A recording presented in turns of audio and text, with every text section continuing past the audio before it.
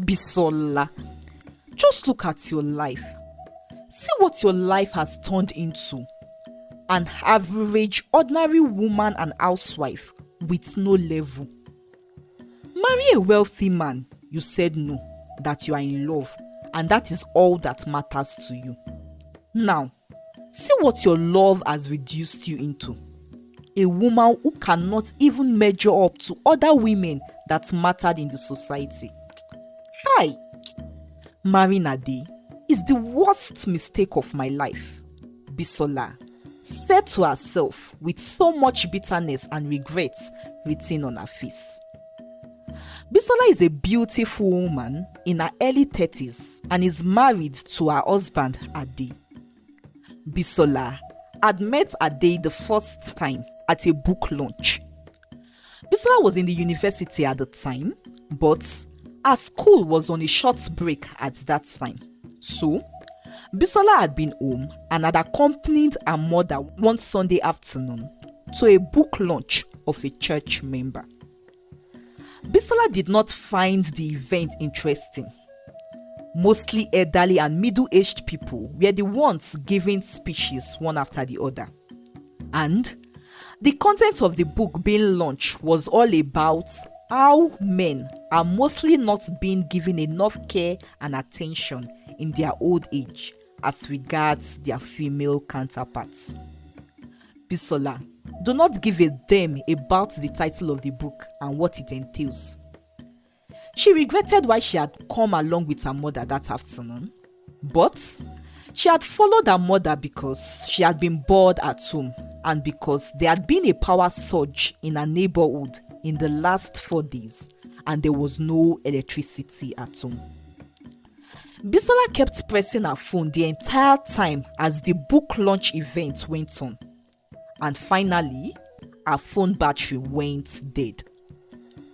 With her phone battery dead, Bisola folded her arms and sat where she was, impatiently waiting for the event to come to an end so she and her mother could go home.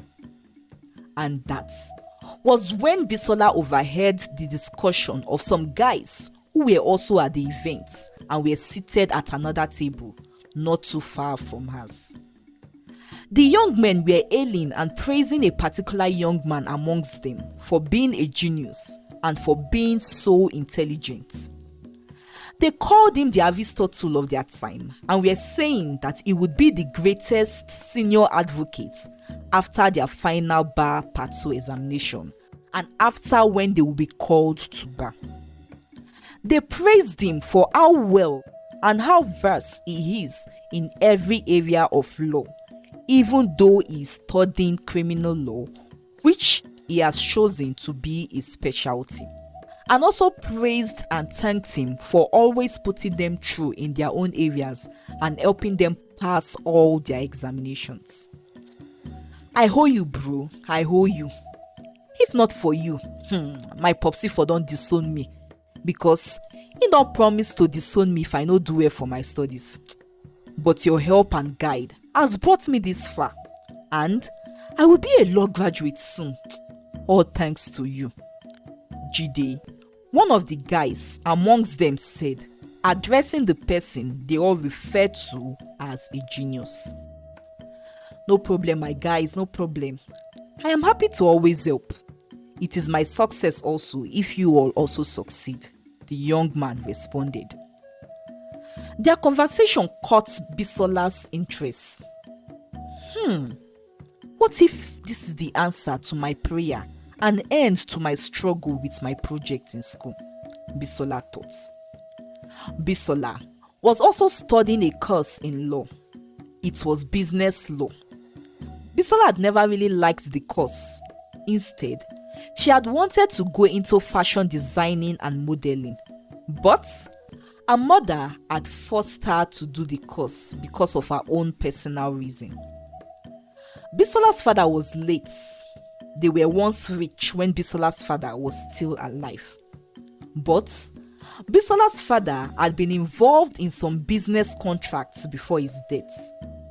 The business did not go well, and the bank took over his transport company and other landed properties he had used as collateral.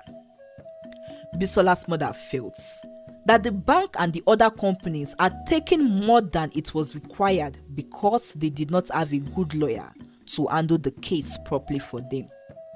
It was this that triggered her decision and why she had insisted that Bisola must study law. But Bisola had been struggling with the course, being that it is not what she had loved or wanted to do.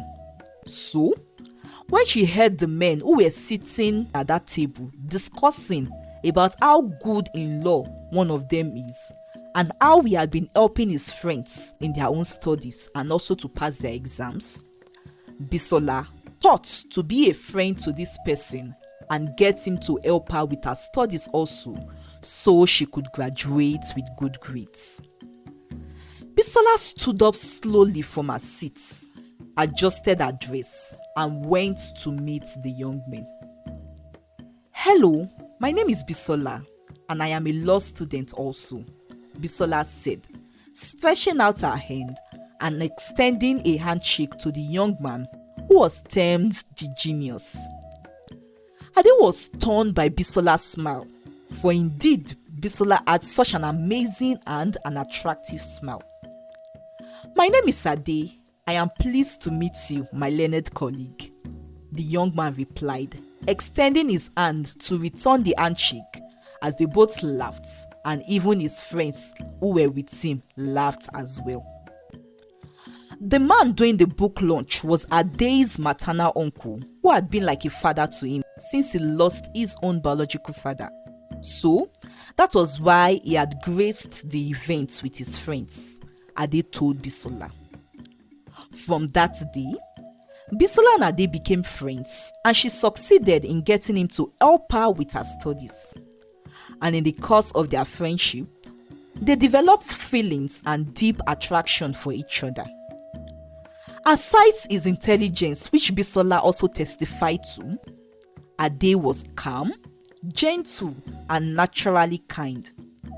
He didn't have much because he was from an ordinary background, but he did his best to often get gifts for Bisola. The gifts were not expensive, but it was the act that won Bisola's heart. Also, Ade was very neat and would always help her clean whenever he visited her room off campus. He also cooked for her, as he was also a good cook. Bisola couldn't help but fall deeply in love with him, and when he proposed to her after his final examination and when he was called to bar, Bisola did not hesitate and said yes to him. However, this did not go well with Bisola's mother when she learned of their relationship and Ade's proposal. "I want you to marry a wealthy and an already established man. I know that I like lawyers and barristers, but your own Ade is just starting life, and moreover, is not from a wealthy family. From what I hear, we are even doing better than his family. I want you to marry a lawyer who is already doing well, or one whose family are lawyers and they have a thriving law firm as their family business and heritage," Bisola's mother told her. But Bisola replied to her mother that she loves Ade regardless of his financial and social status, and that she was ready to marry him.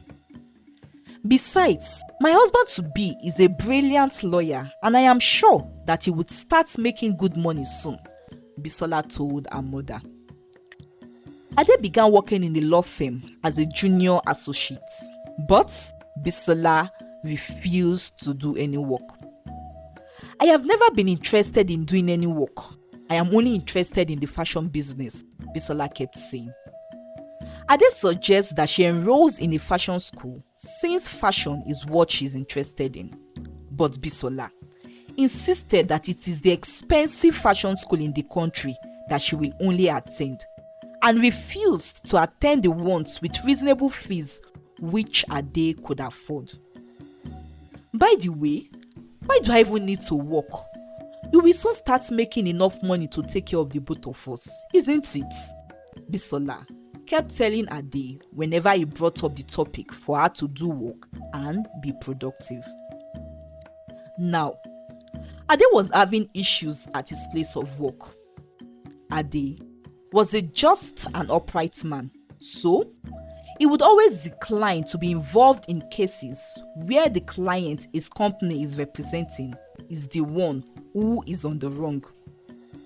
Either he is requested to be the lead counsel for the case or to assist the lead counsel. Ade would decline to be part of it after reviewing it, and he finds out that the client is the one on the wrong. He would only accept cases and be part of cases where the client is on the right.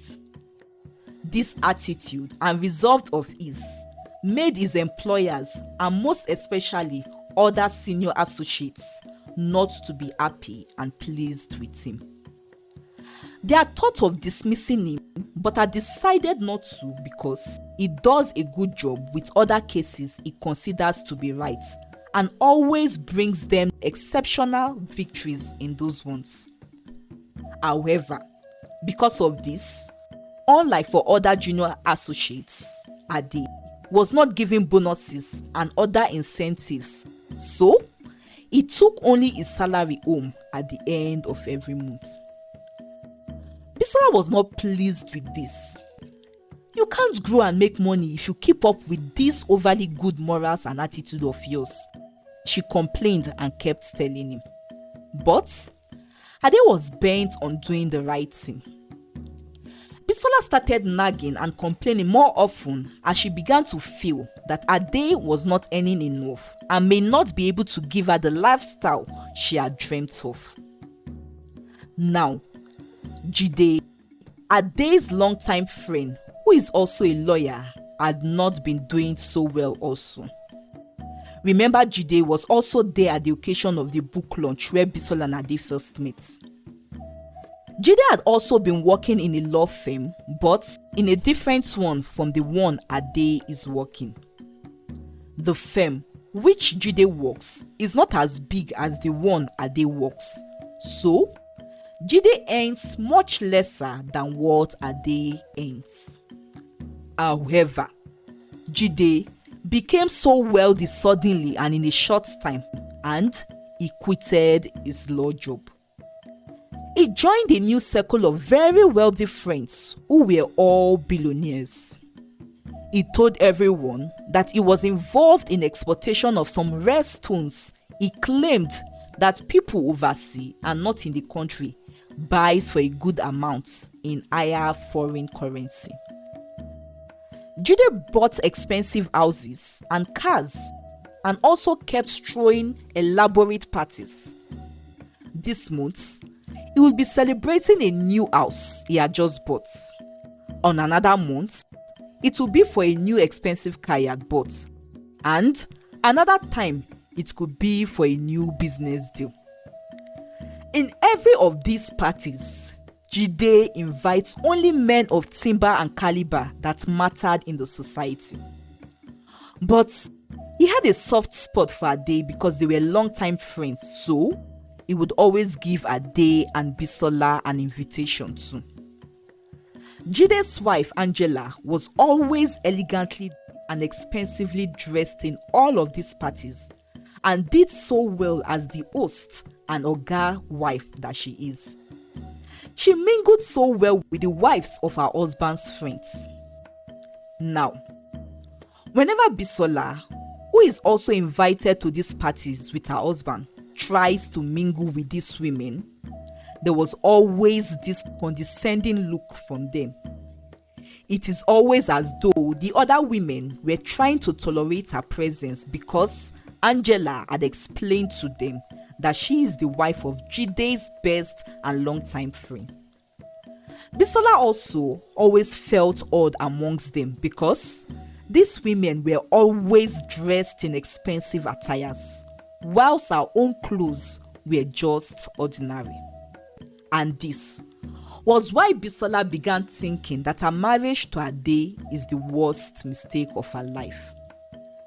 She had just returned from one of such parties and could no longer bear how odd and left out she felt amongst the other women. And that was why she was complaining on that day. No, I can't continue like this.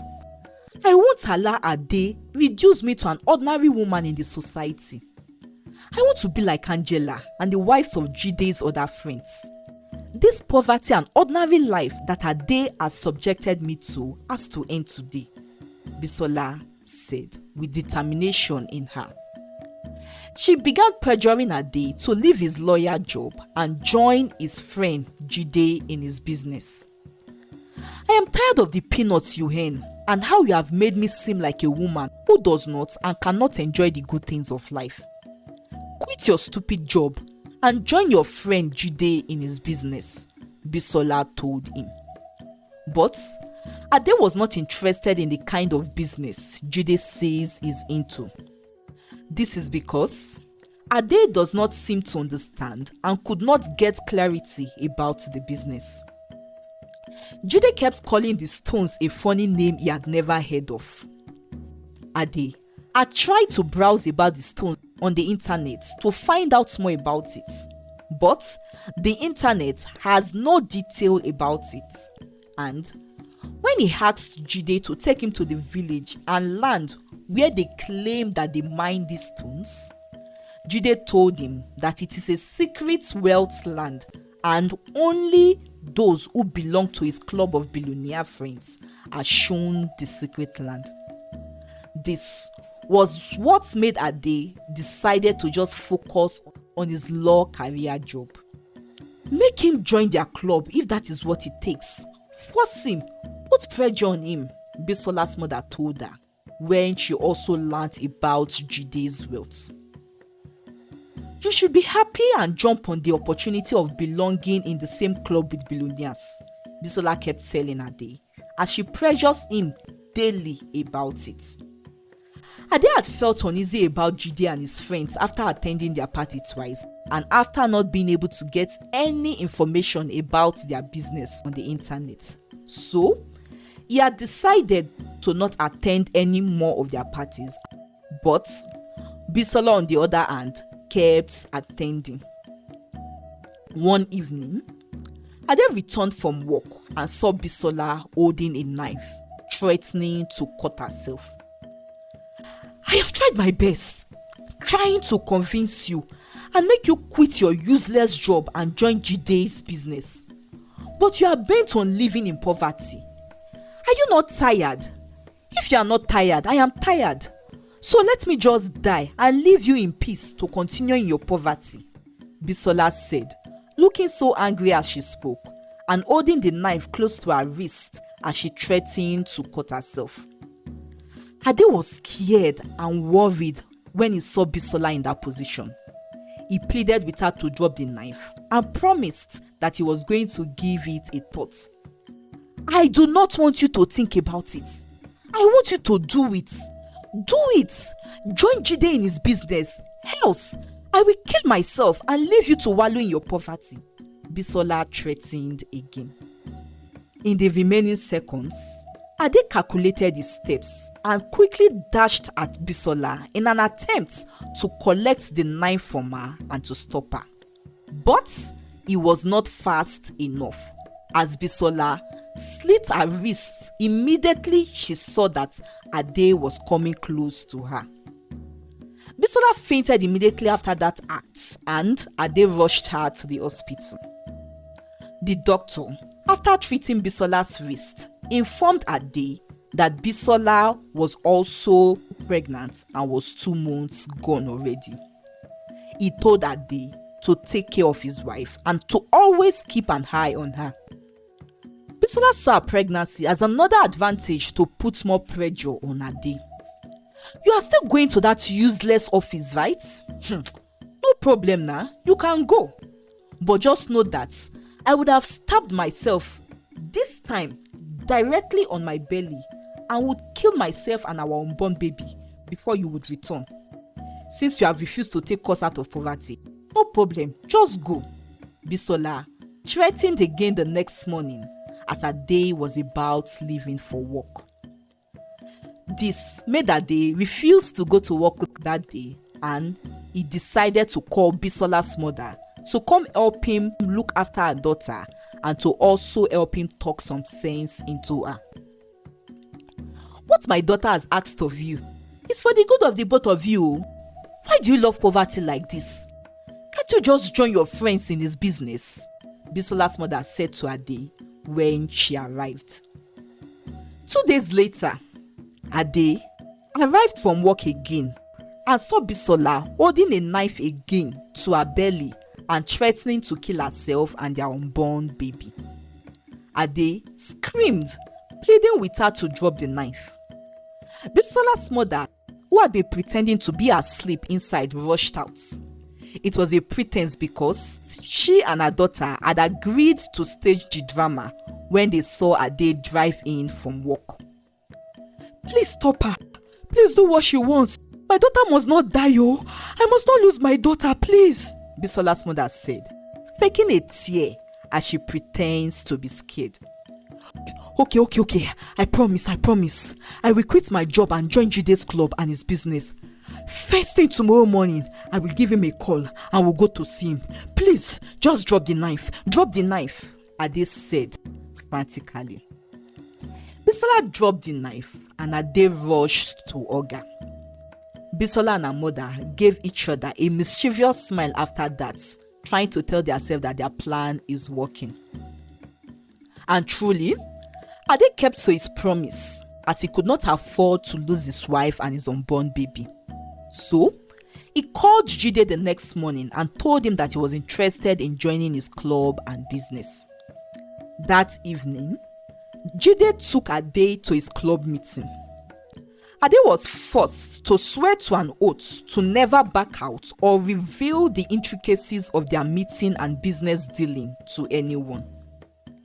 You will run mad instantly, while your entire immediate family would die if you chose to back out after stepping your feet here this evening, or you discuss our secrets to anybody, the leader of the club warned.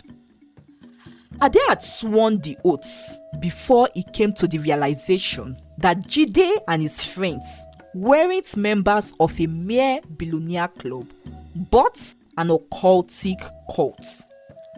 The stone they claimed they export was no precious stone, but a facade to deceive people who are non-members of their cult group.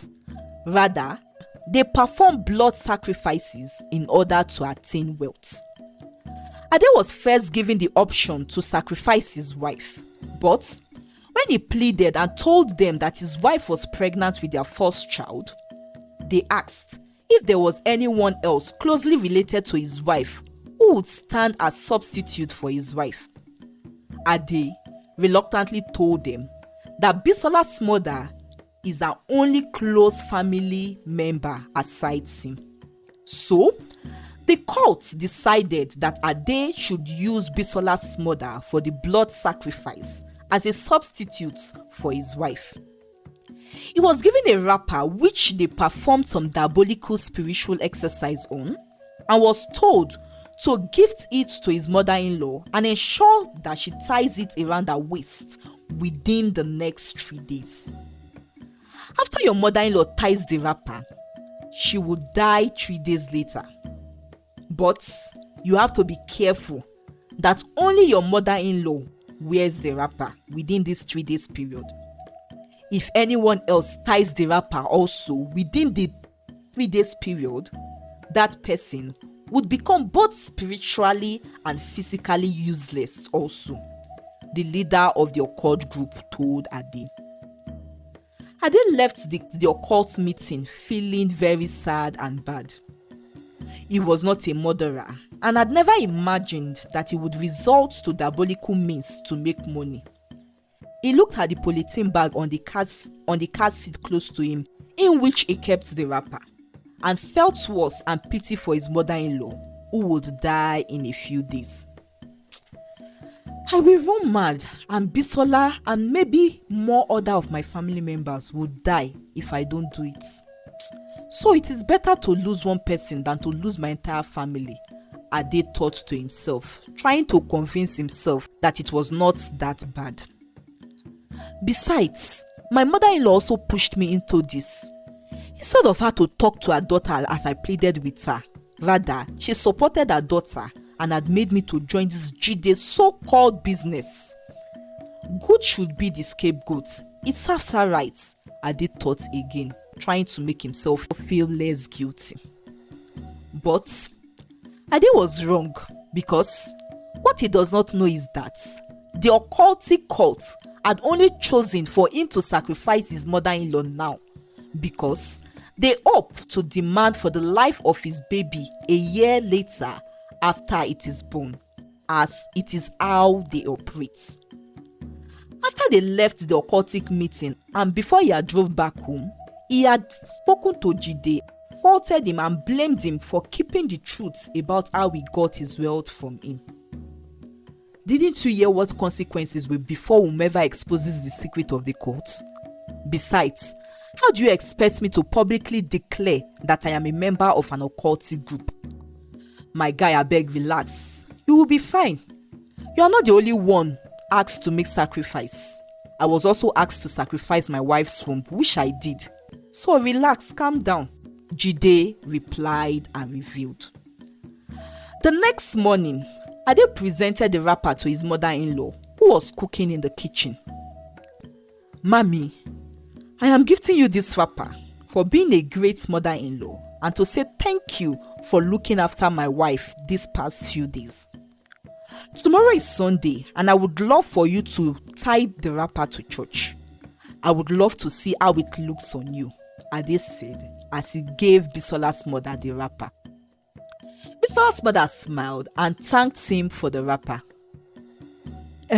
Mommy, please, I want to plead with you that you do not tell Bisola that I gifted you this wrapper.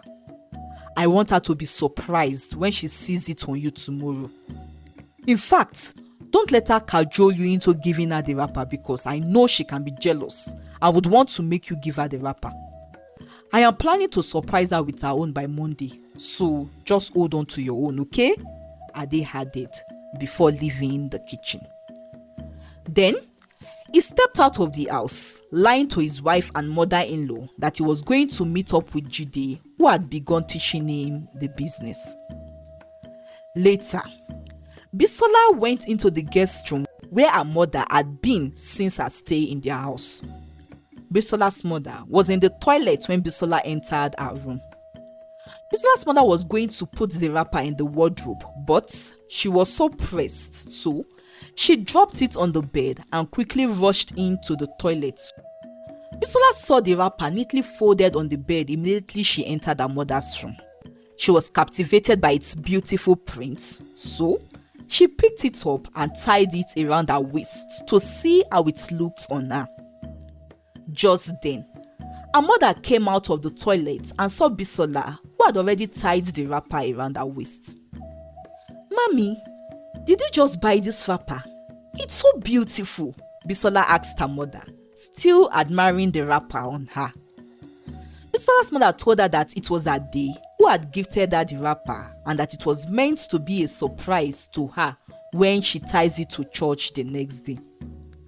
Please give me my wrapper, Joe. Your husband told me that he would surprise you and gift you yours by Monday, so just leave my own for me now, Bisola's mother said, and took back the wrapper from Bisola. The next morning on their way to church, Bisola told Ade that she is aware about the gift he gave to her mother and his plan to surprise her when she would see the beautiful wrapper on her mother. They all laughed about it. Then, Bisola revealed that the wrapper actually looked better on her when she had tried it on when she found it. What Bisola said got Ade worried with fear. Will my wife become useless? He thought with worry in his heart. Then, he thought to ask, Mommy, did you tie the wrapper first before Bisola did?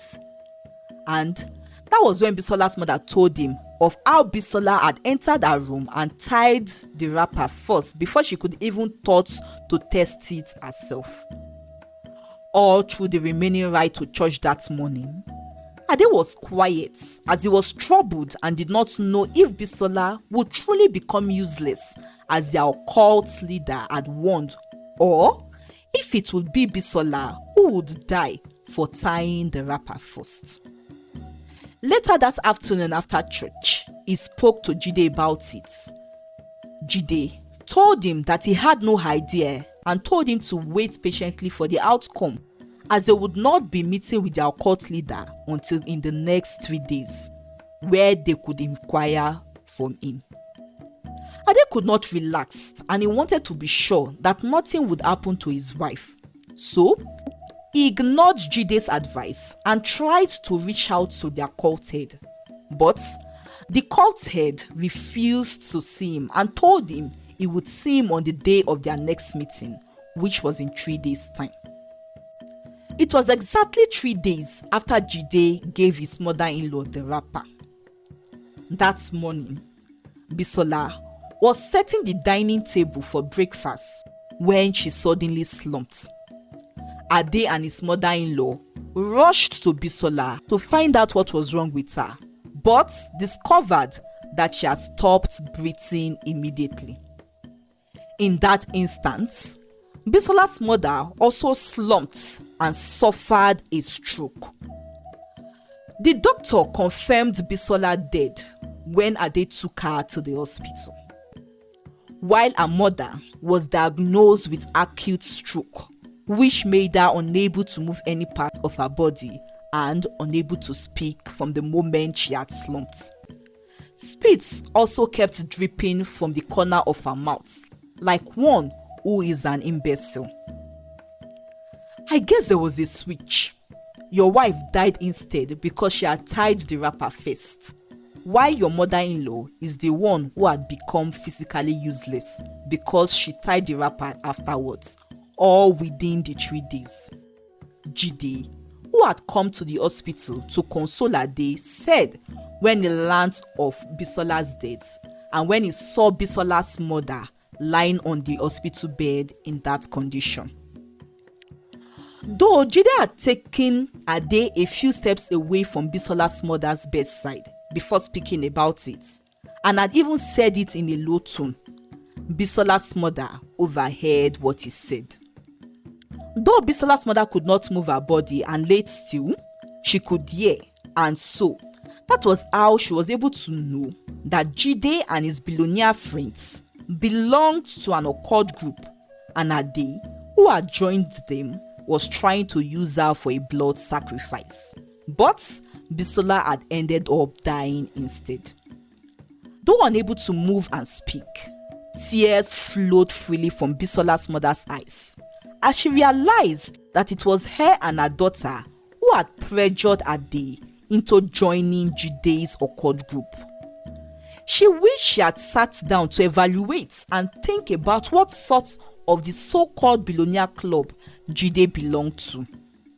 She wished that she had advised her daughter Bisola to respect her husband's decision and accept the little he hints. But it was too late. Well, the money came to Ade as he kept receiving huge bank alerts from anonymous people. However, because he was sad about the loss of his wife and because it was not how he had wanted to make such money, he became frustrated and resorted to drinking himself to stupor on a daily basis.